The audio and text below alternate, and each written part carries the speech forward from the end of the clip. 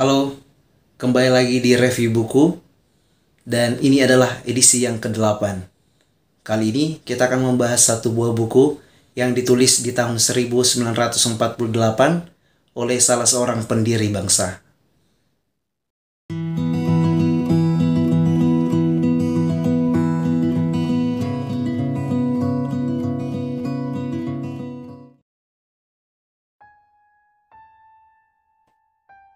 Grapolek ditulis dari tangan sang bapak Republik yang dilupakan. Orang pertama yang memiliki gagasan tentang Republik Indonesia jauh sebelum Soekarno dan Hatta memikirkannya.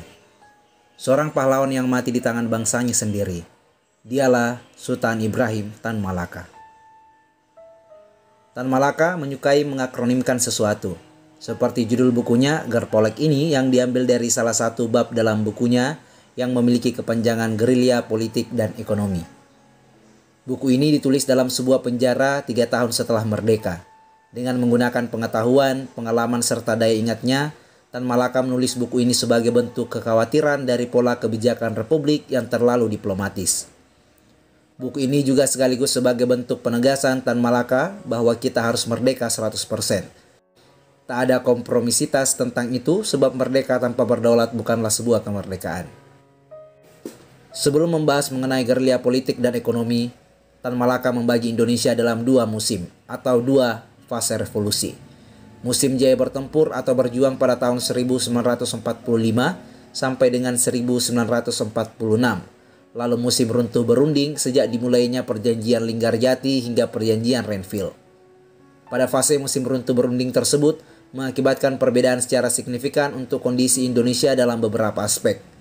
Politik, otoritas Republik mengalami pelemahan. Dimulai dari wilayah teritorial yang terbatas hingga berimbas pada jumlah penduduk yang berkurang. Dalam ekonomi, Belanda kembali mengambil hak Indonesia untuk mengelola sumber daya alamnya sendiri.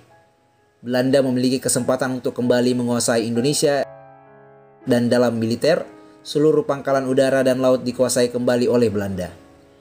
Dengan adanya kedaulatan Ratu Adil Belanda, maka itu menghendaki untuk Belanda kembali menguasai Indonesia. Di dalam buku ini, Tan Malaka lebih banyak membahas tentang perang, terkhusus pada taktik dan teknis gerilya, dan hanya sedikit menyinggung persoalan perang ekonomi dan politik.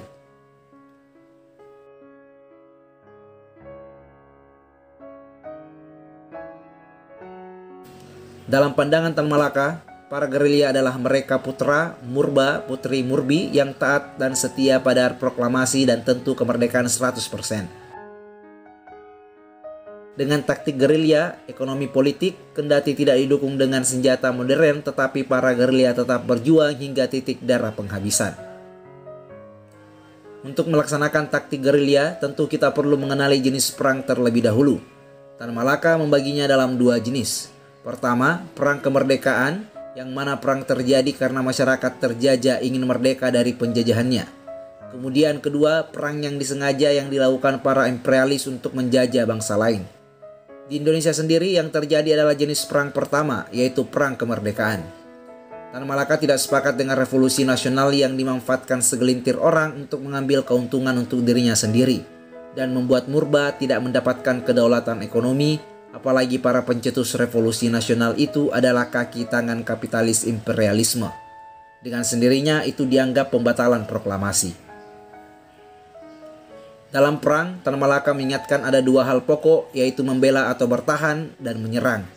Kedua hal ini harus seimbang, tetapi lebih mengutamakan pertahanan sebab jika terlalu banyak menyerang dan mengikuti pepatah pertahanan terbaik adalah dengan menyerang, maka pertahanan akan dinomorduakan. Sebaliknya, jika terlalu sering bertahan, pertahanan itu akan runtuh juga. Jadi bertahan harus disertai dengan serangan kecil yang tidak berhenti. Kemudian Tan Malaka melanjutkan dengan membahas perihal 4 anasir pokok dalam perang dan memenangkannya. Yang pertama, mengetahui keadaan bumi atau medan perang. Kemudian mempersiapkan senjata yang sesuai dan canggih. Dan mempersiapkan barisan prajurit mengenali kondisi lawan, lalu menyerang dengan menggunakan siasat gerak cepat atau mobile warfare. Yang terakhir adalah tempo. Bagian ini tidak terlalu penting menurut Tan Malaka tetapi sangat mempengaruhi dalam perang.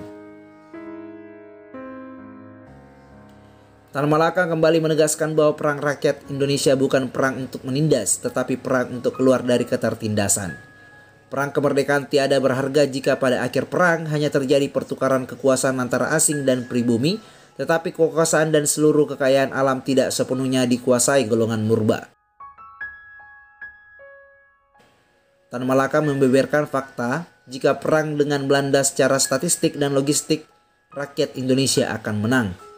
Dilihat dari jumlah penduduk Belanda yang 7 juta jiwa, sedang Indonesia ketika itu sudah 17 juta jiwa. Dalam segi pertanian, tentara Belanda dipenuhi daratan dan hawa dingin.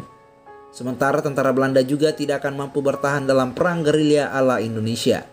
Keuangan, Belanda telah jatuh miskin selama 5 tahun dijajah oleh fasis Jerman. Dalam kesusilaan moral, tentara Belanda banyak yang homesick, sedang rakyat Indonesia rela mati demi kemerdekaannya. Dalam organisasi dan siasat, pada bagian ini Indonesia kalah dengan Belanda juga perihal persenjataan. Tetapi para tentara rakyat Indonesia sendiri sudah memiliki alat tempur yang memadai ketimbang di pra-kemerdekaan. Tan Malaka juga lebih sepakat dengan tentara rakyat dan laskar gerilya ketimbang tentara nasional bentukan KNIL. Tentara rakyat adalah kumpulan para murba yang memiliki cita-cita merdeka 100%. Perbedaan tentara rakyat dan laskar gerilya hanya terletak pada taktik belaka. Keduanya tentara revolusioner yang digerakkan oleh pemerintahan rakyat yang revolusioner. Laskar gerilya ditopologikan berdasar golongan dan pandangan hidup serta haluan politik. Tan Malaka mengingatkan bahwa siasat gerilya adalah maju untuk menyerang dan mundur untuk bertahan. Memang inilah prinsip dasar perang, tetapi bagi pasukan gerilya yang sedikit dengan senjata sederhana, maka ini dilakukan dengan sungguh-sungguh dan penuh perhitungan.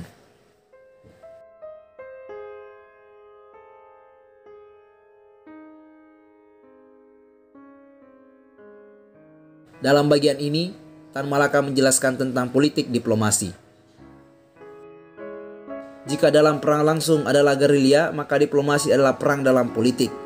Kendati perundingan adalah jalan lemah yang dipilih dalam situasi yang sesungguhnya sudah dimenangkan. Tan Malaka menganggap berdiplomasi dengan Belanda berarti itu membuka peluang kepada Belanda untuk menguasai kembali Indonesia. Terbukti dari tuntutannya dalam perjanjian Linggarjati, di mana Belanda menuntut untuk mengontrol seluruh otoritas kenegaraan dalam bingkai kerjasama Indonesia-Belanda. Indonesia akan dibawa kekuasaan Ratu Belanda. Pola perundingan di masa damai ini adalah cara yang dilakukan Belanda untuk bisa tetap memiliki kewenangan mengelola kekayaan alam di Indonesia. Belanda sadar jika dengan perang terbuka sudah pasti ia kalah telak. Sejarah perundingan Indonesia dalam menuju kemerdekaannya yang berdaulat menurut Tan Malaka harus dijadikan pelajaran bagi para gerilyawan.